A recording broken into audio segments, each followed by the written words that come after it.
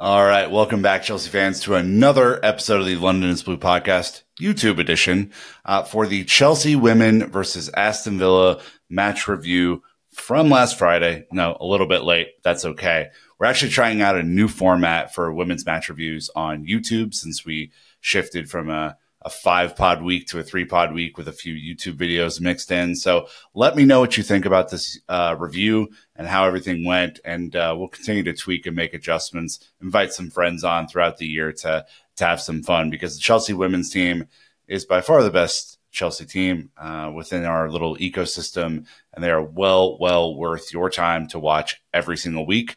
So without further ado, let's dive in. All right, as you know already, Chelsea did open their season on Friday, rare Friday opener at Kings Meadow, a wonderful venue if you ever get a chance to go. And look, it was a good result, not the best performance. We're going to dive into all of those aspects by looking at the results, stats, commentary. It's going to be a very full match review. But let's just backtrack for posterity's sake. 1-0 win. Ritten Cannerid on the board in the 36th minute with the goal. She was accompanied up top in the lineup by Sandy Baltimore, Guro Reiten, and Myra Ramirez. Midfield, wonderful to see Erin Cuthbert healthy enough to start the season in midfield alongside Shuka Nuskin.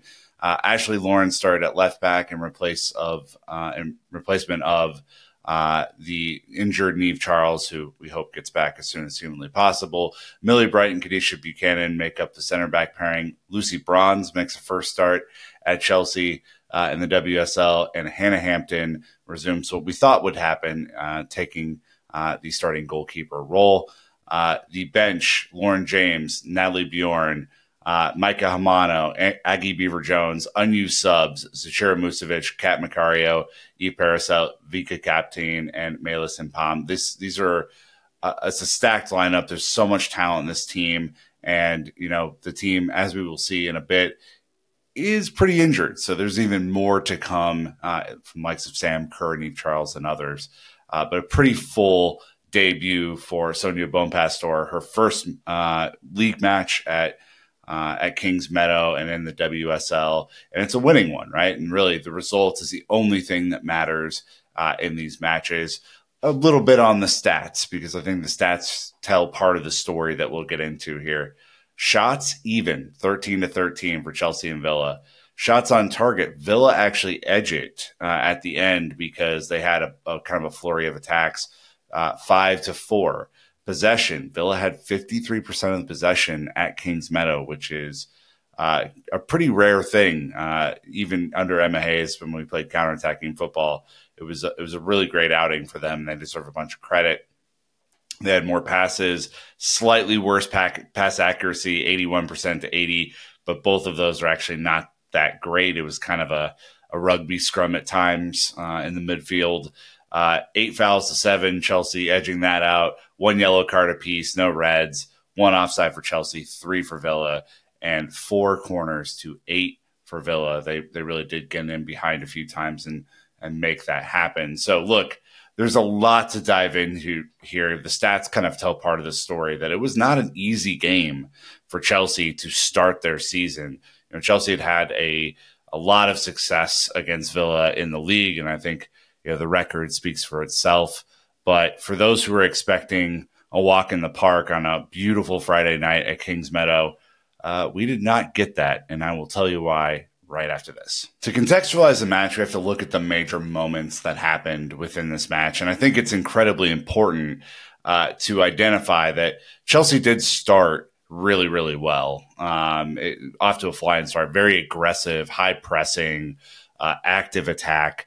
Guro Reiten at the center of it to start the season, which I personally love because I had Guro Reiten in my preseason predictions, having a major role in the success of this team.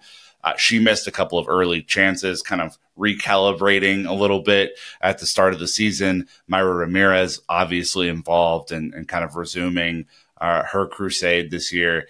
And, you know, Sandy Baltimore and Ritten Cannerid, JRK, playing their role on the wings and helping to provide width in the attack.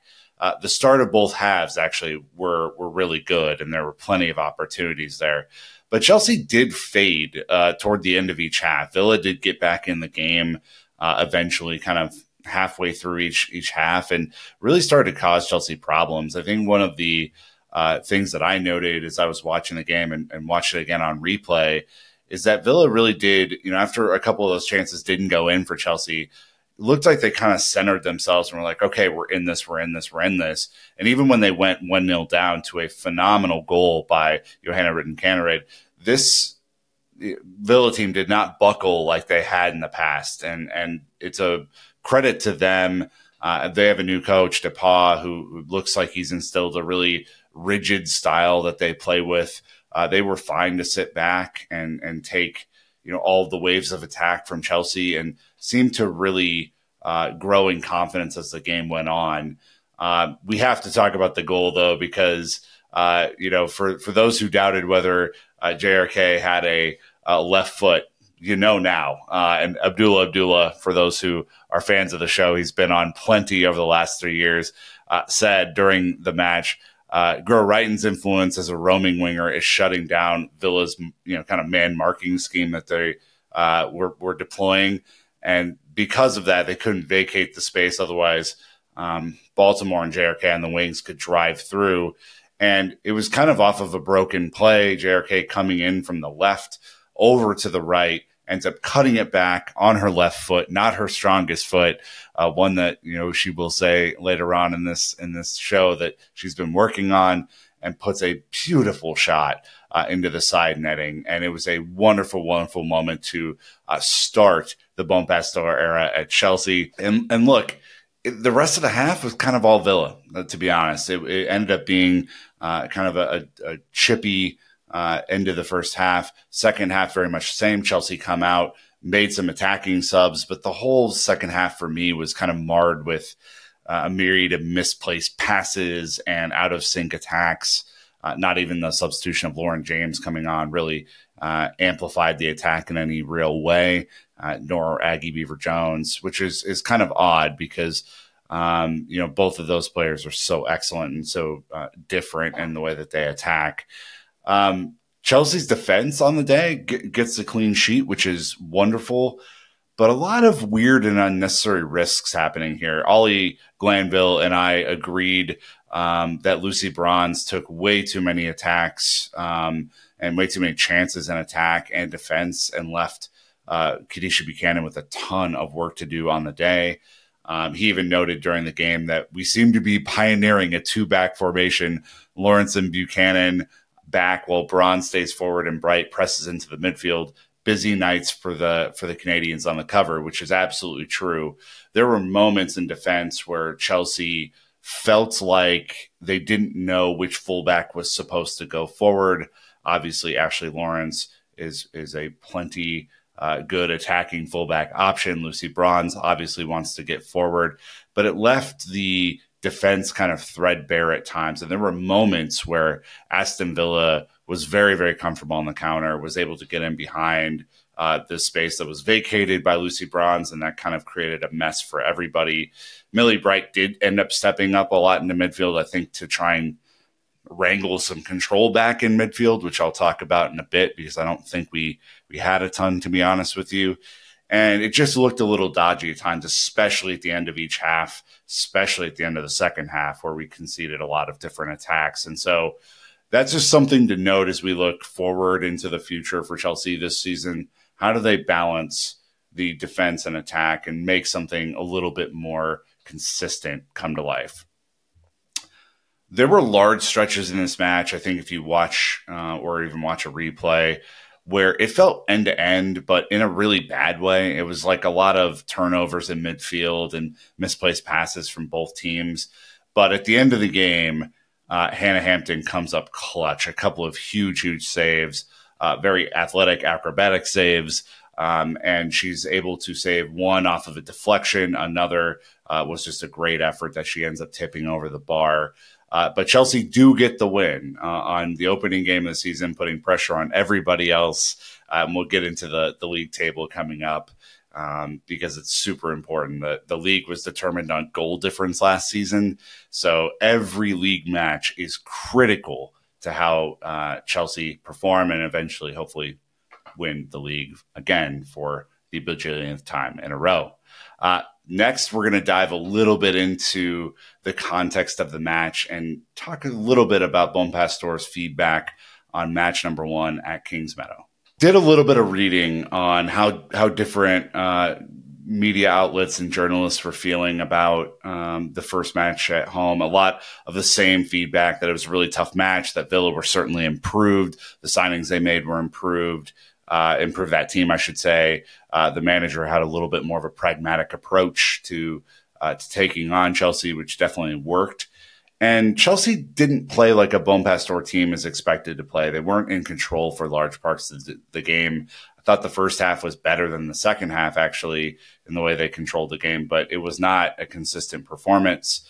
Of course, we know that Chelsea are dealing with injuries. Sam Kerr coming back from an ACL, Mia Fishel coming back from an ACL, Anik Nouwen, ACL, Niamh Charles, a huge component of this team at left back, out with a dislocated shoulder. And that is a nasty injury, especially if it's any sort of ligament, anything in there. That is a really tough one to come back for, because when you run, pumping your arms, it's going to be really difficult, especially with contact.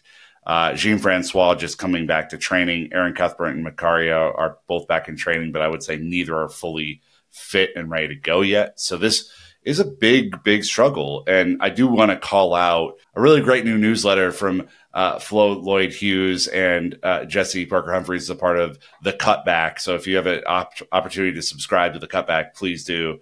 But Jesse wrote after the match, in Ashley Lawrence, Chelsea do have an international level replacement for Niamh Charles, but it's not a like-for-like swap. As a converted winger, Charles is a very attacking fullback. And despite Lawrence's own experiences playing in a more advanced role, her numbers show that she doesn't quite match Niamh Charles. Last season, Charles averaged about 3.1 shot creating actions per 90 to Lawrence's 1.95. She also averaged 4.24 touches per 90 in the opposition's penalty area, as opposed to Lawrence's 1.94.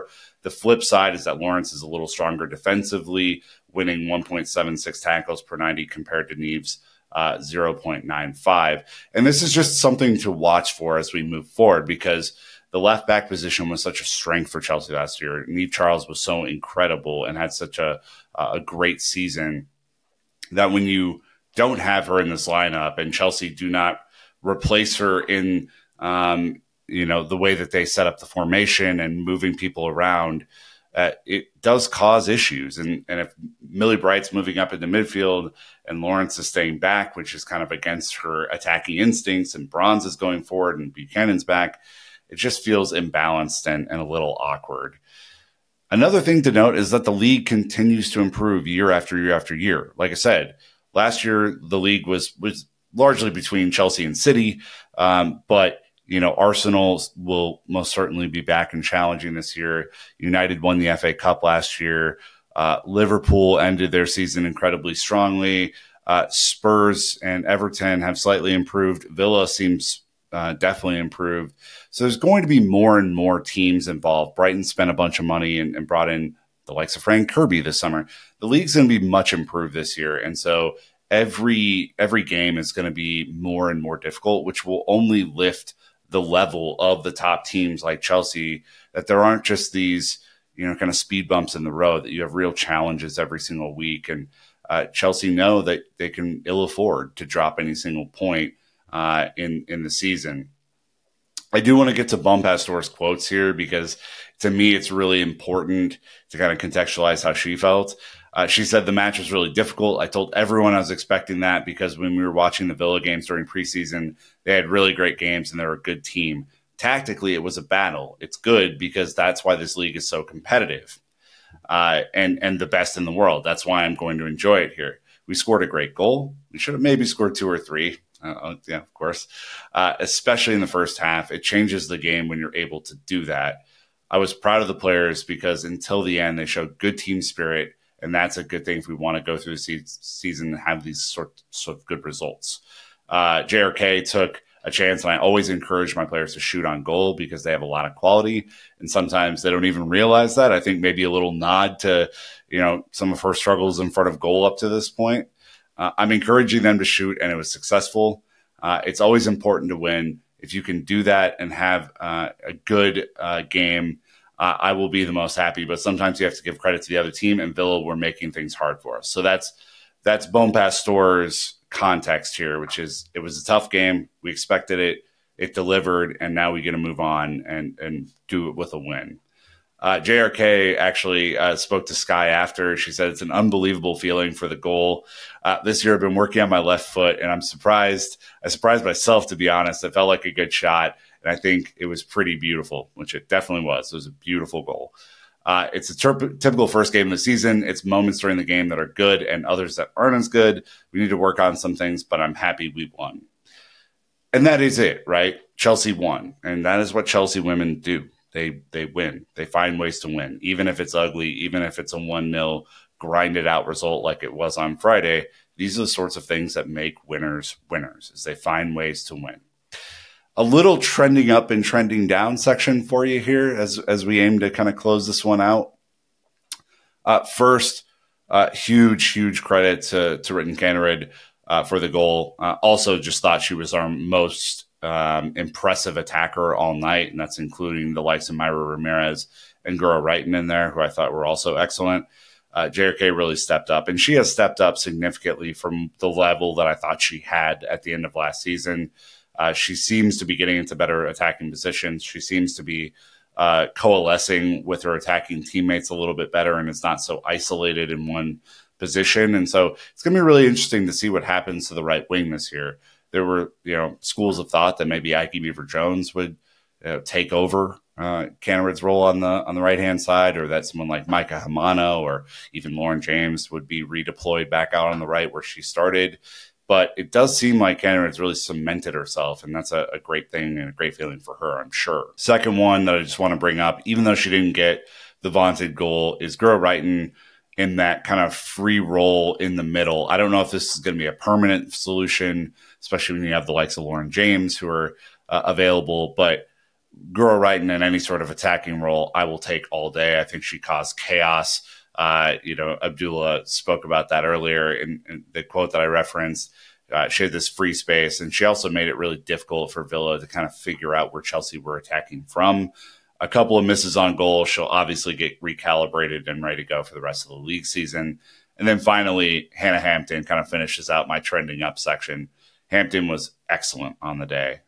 Truly wonderful. Made some huge saves. And it's really stepped up over the last year at Chelsea. I think this was kind of a foregone conclusion at the beginning of last season that is now the starter at the beginning of this season. And it's going to be her shirt to wear. And so hopefully she does that with consistent improvement. And if it's anything like Friday, it's going to be a good thing. On the not so good, or on the downside from a trending perspective, I didn't love what I saw out of Lucy Bronze. I think, at this age, the lack of athleticism, getting up and down, taking those unnecessary risks is potentially a tough thing for Chelsea this season. We have to figure out a way to utilize her strengths without conceding so many difficult positions and behind. So I'm sure Bone Pastore and team are going to work on that, because she is class, she is quality, she has a winning pedigree. But, I think you have to take these things and kind of make the best out of them. And then I would say the midfield wasn't in great control all game. And I'm the biggest Erin Cuthbert fan in the world. Her and Shukanishkin couldn't really figure out a way to consistently maintain control of the ball. The press was off. The tackles were a little bit off. Understandable for Erin, because she suffered that injury in preseason and I think has been working her way back to start the season. Let's knock on wood that she is going to be healthy all season, because if she is world class, and I mean world class in every sense of the word. She can do absolutely everything, and it's the linchpin for this team moving forward. So I want to see the midfield begin to gel and coalesce a little bit. I do have a shithouse moment of the match, which I'm carrying over from our men's reviews again. There were just fireworks that happened a few minutes before JRK scored her wonderful goal. And so maybe that's a tradition that we need to keep going. But I don't think they were related to Chelsea. I think they were happening for something else outside of the stadium. But it was funny to see on TV that there were these fireworks going on. And then we got some fireworks of our own. So, bam, we need that. Just a quick note from our friends. And I think for longtime listeners of the show, Jesse Burke-Humphreys, who is not doing regular coverage this year for us, is doing media appearances on the BBC and BBC Sport. Wonderful shot of them pre-match doing some coverage. Jesse is also featured on The Athletic and on Counterpressed, and now on the Cutback. So plenty of opportunities to get their insights and writing, and there's Chelsea through and through as it comes. So big shouts to Jesse. Looking ahead, because this is critical for Chelsea, another Friday match. I don't love the Friday matches, if I'm honest, but Chelsea play newcomers Crystal Palace on Friday, and that is the second game of the season. This will be at, I think, 2:30 Eastern, 1:30 Central. So set your recordings, get your work excuses in, because this is going to be another critical match for Chelsea, followed by a couple of absolute bangers in October. So Chelsea play Manchester United on October 6th, which is a Sunday. They play Arsenal the following week on October 12th, and finishing up the month of October with Tottenham at home. So a couple of home matches and away at Arsenal to start the season. Not easy at all. This is a big start to the year. And Friday's match is going to be an excellent kind of warm up for United coming to Kings Meadow the next week. There's also the Women's Champions League draw and the new format that's happening on Friday. So tons of Chelsea women's intrigue on Friday if you're up for it. And we will be back on Sunday to cover what happened on Friday and a little bit of the draw as well. So stick around, subscribe to our YouTube channel, help us out, help us grow this thing. And until next time, Chelsea fans, you know what to do. Keep the blue flag flying high.